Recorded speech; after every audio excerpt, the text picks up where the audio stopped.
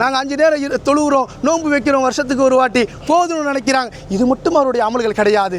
இது மட்டும் அவருடைய அமல்கள் கிடையாது. தன்னுடைய உறுப்புக்களை, தன்னுடைய பாகங்களை, தன்னுடைய மறைக்க வேண்டிய எல்லா பகுதிகளையும் அல்லாஹ் தஆலா மறைக்க சொல்லியிருக்கிறான். அல்லாஹ்வுடைய ரசூல் மறைக்க சொல்லியிருக்கிறாங்க.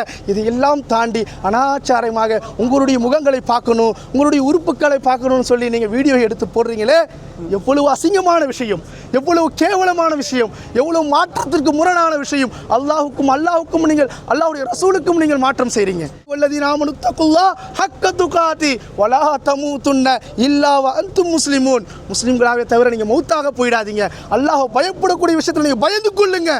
அல்லாஹ்வை நீங்கள் பயப்படாம ஆட்டம் பாட்டம் கூத்து கும்மாளன் அனுப்பிச்சீங்கன்னா மிகப்பெரிய நஷ்டத்தை, லானத்தை அல்லாஹ் இறக்கிடுவான். அந்தஸ்துக்களை, உங்களுடைய அந்தஸ்துக்களை அல்லாஹ் உயர்த்தி வச்சிருக்கக்கூடிய நேரத்தில் அதை எந்த அளவுக்கு அசிங்கப்படுத்த முடியுமோ, எந்த அளவுக்கு கேவலப்படுத்த முடியுமோ, எந்த அளவுக்கு இழிவாக்க முடியுமோ அந்த அளவுக்கு இழிவாக வீடியோக்களை ஃபேஸ்புக்லையும் வாட்ஸ்அப்லையும் என்ன செய்கிறீங்க, இன்ஸ்டாகிராம்லையும் பரப்புறீங்க.